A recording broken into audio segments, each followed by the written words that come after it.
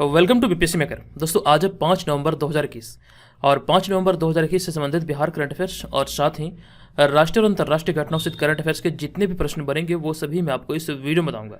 लेकिन जो पिछले वीडियो में मैंने आपसे प्रश्न पूछा था सबसे पहले उसे देख लेते हैं। तो पिछले वीडियो का हमारा प्रश्न था कि हाल ही में बिहार के किस टाइगर रिजर्व में अंतर्राष्ट्रीय कन्वेंशन सेंटर बनाए जाने की घोषणा की गई है। कंप्लीट जानकारी यहाँ से मैंने आपको दिया था और इस प्रश्न का आपको राइट आंसर बताया था ऑप्शन नंबर ए, यानी कि वाल्मीकि नगर टाइगर रिजर्व इस प्रश्न का हमारा राइट आंसर होगा और ये बिहार के पश्चिमी चंपारण जिले में है। तो तमाम चीज़ें यहाँ से आप लोग याद रखिए और जब भी प्रश्न आप लोगों से पूछा जाता है आप लोग से कमेंट बॉक्स में लिखिए और कोशिश कीजिए कि आप लोग से विस्तार पूर्वक लिखा करें, इससे आपको बहुत ज़्यादा फायदा होगा। और यहाँ पर आपको ये बता दूं कि जनवरी से अब तक इस सीरीज के अंतर्गत जितने वीडियो चैनल पे अपलोड हुए हैं सभी को मैंने प्लेलिस्ट में अरेंज किया है, आप जाकर के सारे वीडियो को देख सकते हैं और साथ ही साथ सभी मंथ के करंट अफेयर्स का पीडीएफ का लिंक आपको यहाँ पर इस वीडियो के डिस्क्रिप्शन में मिल जाएगा और साथ ही साथ बीपीएससी मेकर ऐप पर भी मिल जाएगा, वहाँ से भी इसे प्राप्त कर सकते हैं। हमारे ऐप पर अभी दिवाली के शुभ अवसर पर एक ऑफर चल रहा है जिसमें सभी कोर्स पर लगभग आपको 50% तक का डिस्काउंट देखने को मिल रहा है। तो जो लोग भी इसे ज्वाइन करना चाहते हैं जल्दी से बीपीएससी मेकर ऐप को प्ले स्टोर से डाउनलोड करके इसमें पार्टिसिपेट कर सकते हैं, जिसके अंतर्गत आपको टेस्ट सीरीज मिलेगा जिसमें ऑनलाइन टेस्ट होगा, साथ ही साथ इसका पीडीएफ मिलेगा, करंट अफेयर्स की सामग्रियां होगी जो कि डेली मंथली मिलेगा और भी कई सारे पीडीएफ यहाँ पर कई सारे स्टडी मटेरियल आपको ऐप पर मिल जाएगा। तो आप भी जल्दी से इसे ज्वाइन कर सकते हैं, ऑलरेडी बहुत सारे मेंबर इसे ज्वाइन कर चुके हैं। और यहाँ पर आपको ये ध्यान रखना ये ऑफर 3 नवंबर 2021 से 8 नवंबर 2021 तक के लिए वैलिड है। इस अवधि के दौरान आप इसे ज्वाइन कर सकते हैं और इसका भरपूर लाभ उठा सकते हैं। 50% यहाँ पर डिस्काउंट है। अब यहाँ पर हम चलेंगे सीधे पहले प्रश्न पे, एक एक करके मैं आपको सारे प्रश्न बताऊंगा और जो इनसे संबंधित एक्स्ट्रा फैक्ट्स होगा वो भी आपको बताऊंगा। आपको इस पूरे वीडियो को ध्यानपूर्वक देखना है और जो वीडियो के अंत में आपसे प्रश्न पूछा जाएगा आपको उसका आंसर कमेंट बॉक्स में कमेंट करके देना है। तो यहाँ पर आज का हमारा पहला प्रश्न है कि हाल ही में बिहार के किस जिले के लेफ्टिनेंट ऋषि कुमार जम्मू ब्लास्ट में शहीद हुए हैं। इस प्रश्न का राइट आंसर होगा जम्मू ब्लास्ट में भी जो शहीद हुए लेफ्टिनेंट ऋषि कुमार ये बेगूसराय जिले के रहने वाले थे और आपको ये ध्यान रखना है कि लेफ्टिनेंट ऋषि कुमार महज 23 वर्ष के थे। कंप्लीट जानकारी यहाँ से हम लोग देख लेते हैं। तो हाल ही में बेगूसराय जिले के लेफ्टिनेंट ऋषि कुमार जम्मू ब्लास्ट में शहीद हो गए हैं। ये मात्र 23 वर्ष के थे और रूटीन गश्त के दौरान जम्मू कश्मीर के रजौली जिले में एलओसी के पास लैंड माइन से ब्लास्ट में बेगूसराय के लाल ऋषि रंजन शहीद हो गए हैं। ये आपको ध्यान रखना, जम्मू कश्मीर में रजौली जिले में एलओसी के पास ये घटना हुई थी और यहीं पर ये शहीद हुए हैं, जिनका नाम है ऋषि कुमार और ये बिहार के बेगूसराय जिले से संबंधित है। हमने यहाँ पर अगले पॉइंट में लिखा कि राजकीय सम्मान के साथ सिमरिया गंगा घाट पर शहीद का यानी कि ऋषि कुमार का अंतिम संस्कार किया गया और ऋषि कुमार ने करीब 1 साल पहले ही सेना में ज्वाइन किया था। तो ये भी यहाँ से आपको ध्यान रखना है। अब यहाँ पे हम बेगूसराय की चर्चा कर रहे हैं तो यहाँ पर आपको बता दूं कि बेगूसराय जो जिला ये मुंगेर प्रमंडल के अंतर्गत आता है और साथ ही साथ पीएम केयर्स फंड के अंतर्गत बिहार के बेगूसराय जिले में ऑक्सीजन संयंत्र की स्थापना की गई थी, ये मैंने आपको बताया था।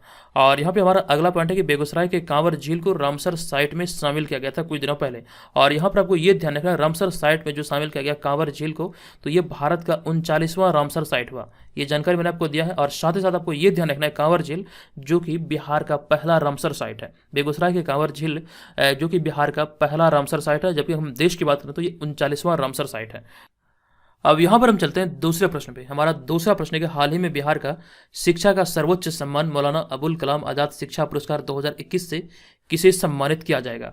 ये अभी हाल ही में घोषणा हुआ और आपको ये ध्यान रखना है कि ये बिहार करंट अफेयर्स के दृष्टिकोण से अति महत्वपूर्ण प्रश्न है और इस प्रश्न के अगर हम राइट आंसर की बात करें तो इसका राइट आंसर है ऑप्शन नंबर सी, यानी कि doctor Shankar Nath Jha. Option number C यहाँ पर इस प्रश्न का राइट आंसर होगा।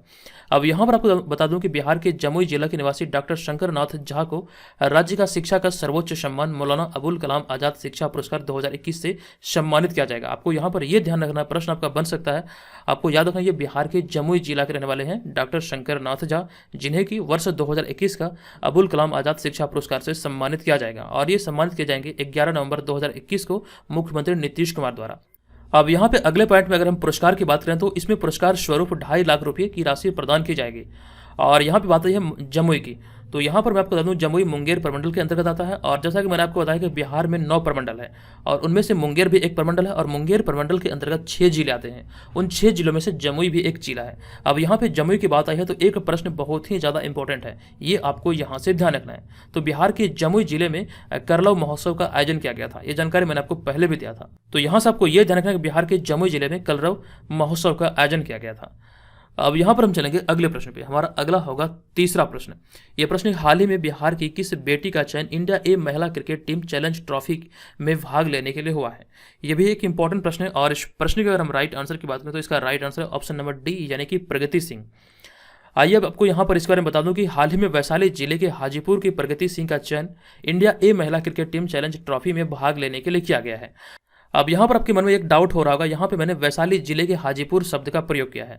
तो यहाँ पर आपको बता दूं कि वैशाली एक जिला है, हाजीपुर एक जिला नहीं है। आपको ध्यान रखना है कि वैशाली जिले का हेडक्वार्टर है हाजीपुर। यहाँ से कंफ्यूज मत कीजिएगा, आप लोग बहुत ज़्यादा कंफ्यूज करते हैं और कमेंट भी कर देते हैं। तो यहाँ से आप ये ध्यान रखिए, वैशाली एक जिला है, हाजीपुर जिला नहीं है। हाजीपुर वैशाली जिला का हेडक्वार्टर है, ये आपको यहाँ से ध्यान रखना है। अब यहाँ पे बात है वैशाली की, तो वैशाली जिला तिरहुत प्रमंडल के अंतर्गत आता है और इसकी सीमा मुजफ्फरपुर, सारण, पटना और समस्तीपुर के साथ लगती है। और साथ ही साथ एक इंपॉर्टेंट पॉइंट है कि बिहार के वैशाली जिले में सीआरपीएफ की रैपिड एक्शन फोर्स बटालियन की स्थापना की गई थी। कुछ दिन पहले का ये मतलब न्यूज है, तो इसे आपको यहाँ से ध्यान रखना है। तो यहाँ से याद रखिए, इस प्रश्न से प्रगति सिंह का चयन अभी हाल ही में इंडिया ए महिला क्रिकेट टीम चैलेंज ट्रॉफी के लिए किया गया है। ऑप्शन नंबर डी यहाँ पर इसका राइट आंसर था। अब यहाँ पर हम चलेंगे अगले प्रश्न पे। हमारा अगला होगा चौथा प्रश्न। यह प्रश्न हाल ही में पूर्वी लद्दाख के डेमचौक में मोबाइल फोन सेवा शुरू करने वाली पहली कंपनी कौन बन गई है? तो यहाँ पर इस प्रश्न का राइट आंसर है रिलायंस जियो, यानी कि ऑप्शन नंबर सी इस प्रश्न का राइट आंसर होगा।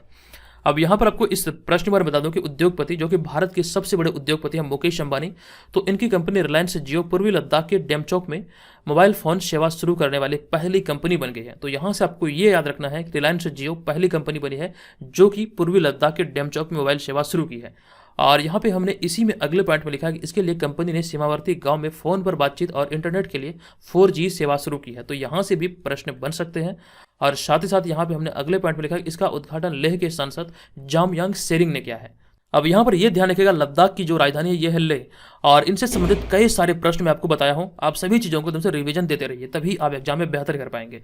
सभी चीज़ें याद रहेगी तभी आप एग्जाम में अच्छा स्कोर करेंगे। अब यहाँ पर हम चलते हैं आगे और आपको कुछ महत्वपूर्ण जानकारी वो बता दूं।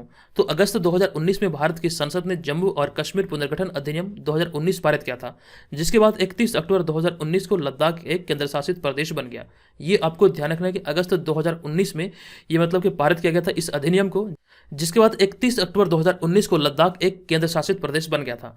और यहाँ पे लद्दाख की बात आई है तो इस तरह के प्रश्न बीपीएससी एग्जाम में पिछले 2 या 3 वर्षों में कई बार पूछे गए हैं। तो यहाँ पर आपको बता दूं कि लद्दाख क्षेत्रफल में भारत का सबसे बड़ा केंद्र शासित प्रदेश है। ये याद रखिएगा, क्षेत्रफल की दृष्टि से अगर हम बात करें तो लद्दाख भारत का सबसे बड़ा केंद्र शासित प्रदेश है और लद्दाख सबसे कम आबादी वाला केंद्र शासित प्रदेश है। क्षेत्रफल में सबसे बड़ा है केंद्र शासित प्रदेश की श्रेणी में, लेकिन वहीं पर हम बात करें आबादी की तो आबादी के मामले में सबसे छोटा है। ये आपको यहाँ से याद रखना है। और यहाँ पे हमने एक और पॉइंट को ऐड किया है कि हाल ही में जम्मू कश्मीर उच्च न्यायालय का नाम बदलकर जम्मू कश्मीर लद्दाख उच्च न्यायालय कर दिया गया है। कंप्लीट जानकारी यहाँ से मैंने आपको कुछ दिन पहले दिया था, तो ये भी चीज़ें यहाँ से आप लोग याद रखिए। अब यहाँ पर हम चलते हैं अगले प्रश्न पे। हमारा अगला होगा 5वां प्रश्न। यह प्रश्न है हाल ही में रक्षा मंत्रालय ने किसके साथ 12 हेलीकॉप्टरों सहित 7,965 करोड़ रुपए के हथियारों और सैन्य उपकरणों की खरीद को मंजूरी दी है? तो देखिए, इस प्रश्न की अगर हम राइट आंसर की बात करें तो इस प्रश्न का हमारा right answer option number D, यानी कि Hindustan aeronautics limited. Option number D यहाँ पर इस प्रश्न का राइट आंसर होगा। अब यहाँ पर आपको इस प्रश्न के बारे में बता दूं कि रक्षा मंत्रालय ने हिंदुस्तान एरोनॉटिक्स लिमिटेड के साथ 12 हेलीकॉप्टरों सहित 7,965 करोड़ रुपए के हथियारों और सैन्य उपकरणों की खरीद को मंजूरी दी है। ये आपको यहाँ से याद रखना है। अब यहाँ पर इसमें हमने लिखा है कि इसमें 12 लाइट यूटिलिटी हेलीकॉप्टर के साथ साथ links U2 naval gun fire control system की भी खरीद को मंजूरी दी गई है, जो कि सेना की युद्ध पोतों की निगरानी और संचालन क्षमता को बढ़ाएगा। तो ये सारी जानकारी यहाँ से आप याद रखिए। अगर हम बात करें हिंदुस्तान एरोनॉटिक्स लिमिटेड की, तो इसकी जो स्थापना हुई थी, हिंदुस्तान एरोनॉटिक्स लिमिटेड की स्थापना वर्ष 1940 में हुई थी और इसका मुख्यालय बेंगलुरु यानी कि कर्नाटक में स्थित है। और इसके वर्तमान में जो अध्यक्ष हैं इनका नाम है अशोक नायक। तो इतनी सारी चीज़ें यहाँ से आपको याद रखना है। अब चलिए बढ़ते हैं हम अगले प्रश्न पे। हमारा अगला होगा 6वां प्रश्न। यह प्रश्न हाल ही में किस राज्य या फिर केंद्र शासित प्रदेश ने 500 तिरंगे लगाने के लिए 104 करोड़ रुपए मंजूर किए हैं? ये मोस्ट इंपॉर्टेंट प्रश्न है और इस प्रश्न का अगर हम राइट आंसर की बात करें तो इस प्रश्न का राइट आंसर है ऑप्शन नंबर डी, यानी कि दिल्ली। आइए अब यहाँ पर आपको इस प्रश्न के बारे में एकदम से विस्तार से बता दूं कि हाल ही में दिल्ली सरकार ने राजधानी में 500 स्थानों पर 35 मीटर ऊंचे तिरंगे लगाने के लिए 104 करोड़ रुपए मंजूर किए हैं। आपको यहाँ पर यह ध्यान रखना है कि दिल्ली में राजधानी दिल्ली में 500 जगहों पर यानी कि 500 स्थानों पर ये 35 मीटर ऊंचा तिरंगा लगाने के लिए 104 करोड़ रुपए की मंजूरी दी गई है दिल्ली सरकार के द्वारा। हमने यहाँ पे आगे लिखा कि देश की आज़ादी के 75 साल पूरे होने पर जश्न मनाने के लिए दिल्ली सरकार के देशभक्ति बजट के तहत दिल्ली लोक निर्माण विभाग द्वारा ऊंचे तिरंगे लगाने की परियोजना शुरू की गई है। और अभी हाल ही में ये मतलब देशभक्ति बजट पेश किया गया था 69,000 करोड़ रुपए का। अब यहाँ पे हमारा अगला पॉइंट है कि 500 रंगों में से, एक्चुअली में यहाँ पे रंगों नहीं बल्कि यहाँ पे तिरंगा होना चाहिए। तो 500 तिरंगों में से 5 तिरंगे पहले ही लगाए जा चुके हैं और शेष तिरंगे अगले साल 26 जनवरी तक लगाए जाने की संभावना है। यानी कि इसके तहत जो मतलब ये लक्ष्य लिया गया 500 तिरंगों का, तो इसके तहत अब तक 5 तिरंगे लगाए जा चुके हैं और ये शेष तिरंगे मतलब कि 26 जनवरी 2022 तक लगाए जाने की संभावना है। और यहाँ पे हम लोग दिल्ली की चर्चा कर रहे हैं, तो दिल्ली से संबंधित कुछ प्रश्न हैं जो यहाँ पर मैंने ऐड किया, कुछ पॉइंट है। तो हाल ही में दिल्ली ने अपना शिक्षा बोर्ड बनाने की मंजूरी दी थी। और दूसरा पॉइंट है कि भारत का सबसे बड़ा किडनी डायलिसिस अस्पताल दिल्ली में खोला गया है। और नेक्स्ट जो इंपॉर्टेंट है, हाल ही में दिल्ली ने 69,000 करोड़ का देशभक्ति बजट पेश किया था। तो ये भी जानकारी आपको यहाँ से याद रखना है कि दिल्ली सरकार ने 69,000 करोड़ रुपये का देशभक्ति बजट पेश किया था और इसी देशभक्ति बजट के तहत ये तिरंगे लगाए जाएंगे। मतलब राजधानी दिल्ली में 500 स्थानों पर 500 तिरंगे। चलिए अब यहाँ पर हम चलेंगे अगले प्रश्न पे। हमारा अगला होगा 7वां प्रश्न। यह प्रश्न है, उड़ीसा सरकार ने इलेक्ट्रिक वाहनों पर मोटर वाहन कर व पंजीकरण शुल्क पर कितने प्रतिशत छूट देने की घोषणा की है? तो इस प्रश्न का राइट आंसर होगा 100% छूट देने की घोषणा की गई है, यानी कि ऑप्शन नंबर डी यहाँ पर इस प्रश्न का सही उत्तर होगा। अब यहाँ पर आपको इस प्रश्न के बारे में बता दूं कि उड़ीसा सरकार ने इलेक्ट्रिक वाहनों पर मोटर वाहन कर व पंजीकरण शुल्क पर 100% यानी कि 100% छूट देने की घोषणा की है और यह छूट 31 दिसंबर 2025 तक के लिए लागू है और ये 31 दिसंबर 2025 तक चलेगी। ये आपको यहाँ से ध्यान रखना है। और साथ ही साथ यहाँ पर इसी में हमारा एक और पॉइंट है इसी प्रश्न से रिलेटेड, उसे हम लोग देख लेते हैं। तो हमारा अगला पॉइंट है कि उड़ीसा इलेक्ट्रिक वाहन नीति 2021 के तहत राज्य वाहनों के बेस प्राइस पर दोपहिया वाहनों के लिए अधिकतम 5,000, तिपहिया वाहनों के लिए अधिकतम 10,000 और चौपहिया वाहनों के लिए 50,000 की सब्सिडी देने का प्रावधान है। तो ये आपको यहाँ पर ध्यान रखना है। उड़ीसा की जो इलेक्ट्रिक वाहन नीति है इसके तहत ये सारे प्रावधान किया गया है। 2 पहिया वाहनों के लिए 5,000, 3 पहिया वाहनों के लिए 10,000 और वहीं पर 4 पहिया वाहनों के लिए 50,000 की सब्सिडी देने का प्रावधान किया गया है। और यहाँ पे हमने अगला पॉइंट में लिखा कि उड़ीसा के राउरकेला में भारत का सबसे बड़ा हॉकी स्टेडियम स्थापित किया जाएगा, ये घोषणा हुआ है।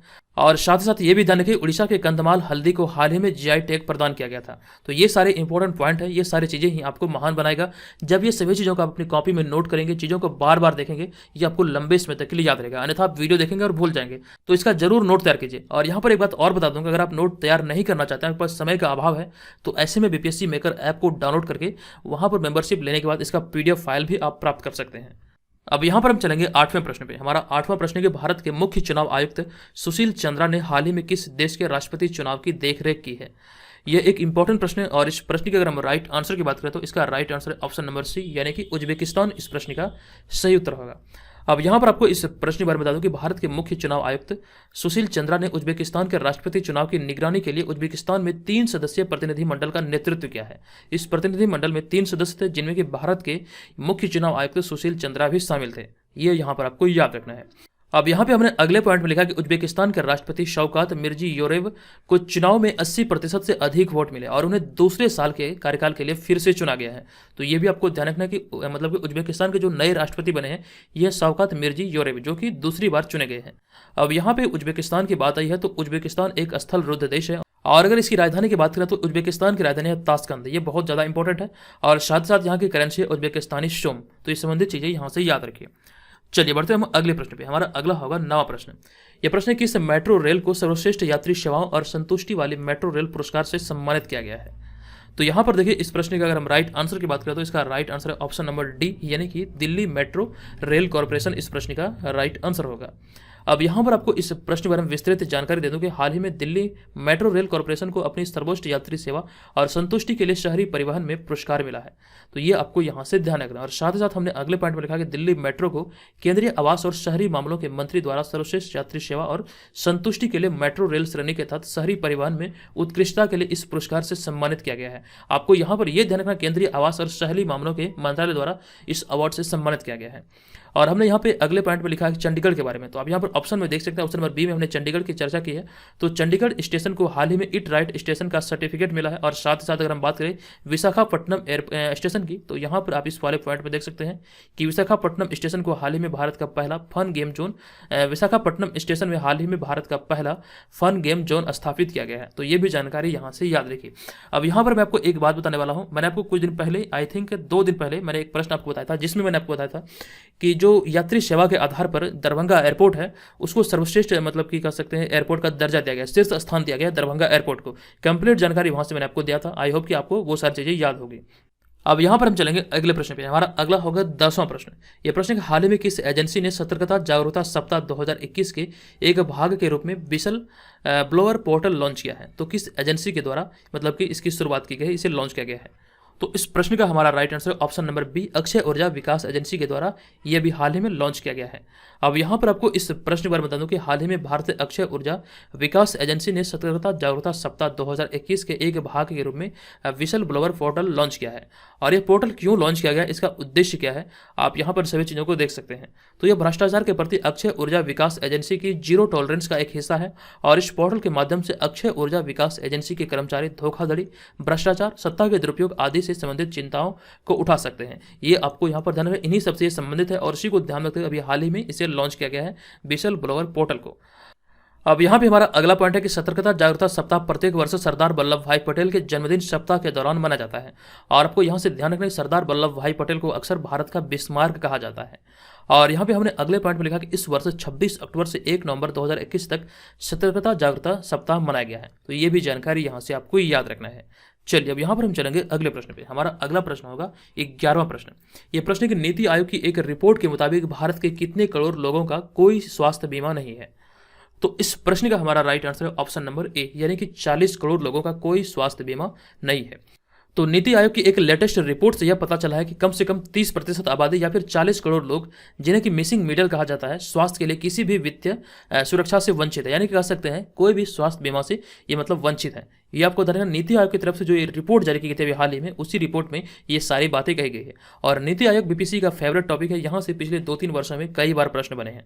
तो ये आपको यहाँ से ध्यान रखना है। कुछ चीज़ें हैं उन्हें हम लोग देख लेते हैं। तो नीति आयोग में सबसे पहले आप याद रखें, नीति आयोग में नीति का जो फुल फॉर्म होता है ये क्या होता है? तो नीति आयोग में नीति का फुल फॉर्म होता है national institute of transforming India. ये आपको यहाँ से ध्यान रखना। और इसकी जो स्थापना हुई थी 1 जनवरी 2015 को योजना आयोग के स्थान पर की गई थी। और यहाँ पे बात रही योजना आयोग की, तो योजना आयोग की स्थापना की गई थी 1950 में। उस समय तत्कालीन प्रधानमंत्री थे भारत के पंडित जवाहरलाल नेहरू, जबकि 1 जनवरी 2015 को नरेंद्र मोदी ने इसका नामकरण करते हुए योजना आयोग इसका नाम दिया। अब यहाँ पे हमारा अगला पॉइंट है नीति आयोग के अध्यक्ष प्रधानमंत्री नरेंद्र मोदी हैं। जिस प्रकार से योजना आयोग के जो मतलब अध्यक्ष होते थे प्रधानमंत्री होते थे, उसी प्रकार नीति आयोग में भी इसके अध्यक्ष जो होते हैं ये होते हैं प्रधानमंत्री। और वर्तमान में भारत के नरेंद्र मोदी इसके मतलब के अध्यक्ष है। ये आपको यहाँ से ध्यान रखना है। और यहाँ पर आपको एक बात और बता दूं कि नीति आयोग सरकार के थिंक टैंक के रूप में काम करती है। और यहाँ पे हमारा अगला पॉइंट है कि नीति आयोग के पहले उपाध्यक्ष हैं अरविंद पनगड़िया और साथ ही साथ वर्तमान समय में उपाध्यक्ष हैं राजीव कुमार। जबकि अगर हम बात करें नीति आयोग के सीईओ की, तो नीति आयोग के सीईओ है वर्तमान समय में अमिताभ कांत। ये प्रश्न कई बार पूछा गया एग्जाम में, तो तमाम चीज़ों की जानकारी यहाँ से आप लोग याद रखिए। अब यहाँ पर हम चलते हैं 12वें प्रश्न पे। हमारा 12वां प्रश्न कोविड-19 के नोवावैक्स टीके को हरी झंडी देने वाला पहला देश कौन बना है? तो इस प्रश्न की अगर हम राइट आंसर की बात करें तो इसका राइट आंसर इंडोनेशिया, यानी कि ऑप्शन नंबर ए यहाँ पर इस प्रश्न का सही उत्तर होगा। अब यहाँ पर आपको इस प्रश्न के बारे में बता दूं कि पहला जैव प्रौद्योगिकी कंपनी नोवावैक्स के अनुसार उसके कोविड-19 रोधी टीके को आपातकालीन उपयोग की मंजूरी देने वाला इंडोनेशिया विश्व का पहला देश बना है। तो ये आपको ध्यान रखना है, इसका उपयोग को मंजूरी देने वाला पहला देश बना है इंडोनेशिया। और यहाँ पे हमारा अगला पॉइंट है कि नोवावैक्स ने अपने टीके में वर्तमान में उपयोग में लाए जा रहे टीकों से अलग प्रौद्योगिकी अपनाई है और यह टीका 2 खुराक वाला है। ये आपको ध्यान रखना, वर्तमान में जितने भी टीके हैं लगभग ये 3 खुराक वाले हैं, लेकिन ये जो टीका है ये 2 खुराक वाला है। अब यहाँ पे कुछ और पॉइंट है उसे हम लोग देख लेते हैं। तो इंडोनेशिया की राजधानी है जकार्ता और यहाँ की जो करेंसी ये है इंडोनेशियन रुपी। और इंडोनेशिया में हाल ही में माउंट मेरापी ज्वालामुखी फटने के कारण यह चर्चे में रहा था। तो ये आपको यहाँ से ध्यान रखना है। आपको ये पॉइंट याद रखना है कि माउंट मेरापी ज्वालामुखी इंडोनेशिया में है। और साथ ही साथ इंडोनेशिया के सुलावेसी द्वीप में लगभग 45,000 साल पुरानी पेंटिंग खोजी गई थी। ये भी जानकारी याद रखिए। और एक पॉइंट मोस्ट इंपॉर्टेंट है, हाल ही में जारी की गई वर्ल्ड गिविंग इंडेक्स में इंडोनेशिया टॉप पर रहा था।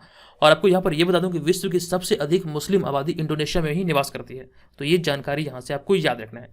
अब यहाँ पर हम चलते हैं आज के इस वीडियो के प्रश्न की ओर। आज के इस वीडियो का हमारा प्रश्न है कि हाल ही में बेगूसराय के कौन सेना के एक जवान ने बिगुल बजाने में वर्ल्ड रिकॉर्ड कायम करते हुए गिनीज बुक में अपना नाम दर्ज कराया है? कंप्लीट जानकारी यहाँ से मैंने आपको दिया है। बताइए इस प्रश्न का राइट आंसर क्या होगा? जो भी चीज़ें आप लोग लिखेंगे कोशिश कीजिएगा आप इसे विस्तार पूर्वक लिखें ताकि चीज़ें आपको लंबे समय तक के लिए याद हो। जब चीज़ों को लिखते हैं तो आपके दिमाग पर थोड़ा सा प्रेशर पड़ता है और ये आप सोच सोच के लिखते हैं और इससे क्या होता है कि आपकी जो मतलब याददाश्त शक्ति होती है वो बढ़ती है। तो इस चीज़ का ध्यान रखें, जो भी चीज़ें लिखते हैं आप लोग इसे विस्तार पूर्वक लिखिए। और साथ साथ ये भी ध्यान रखें, जो लोग हमारे बीपीएससी में अगर ऐप को डाउनलोड नहीं किया तो ऐप को डाउनलोड करके वहाँ पर हमारे सारे स्टडी मटेरियल को प्राप्त कर सकते हैं। और साथ ही साथ जो करंट अफेयर्स जो आप यहाँ पर देखते हैं उसका एक अलग से कोर्स क्रिएट है जहाँ पर आपको डेली और मंथली वहाँ पर आपको स्टडी मटेरियल मिलता है, तो आप वहाँ से उसे प्राप्त कर पाएंगे। तो दोस्तों आज के इस वीडियो में इतना ही, मिलेंगे नेक्स्ट वीडियो में, तब तक के लिए धन्यवाद। जय हिंद।